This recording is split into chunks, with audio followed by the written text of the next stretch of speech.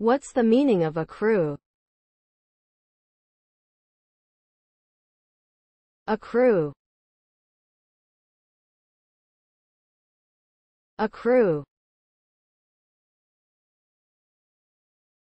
Accrue. Accrue. Accrue.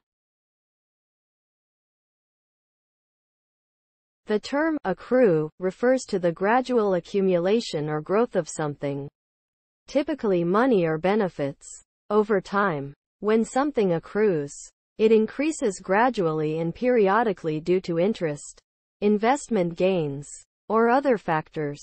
This can happen with savings accounts, pensions, stocks, and many other financial instruments. The concept of accrual accounting is also used in business, where companies record revenues and expenses as they are earned or incurred, regardless of when payment is received or made.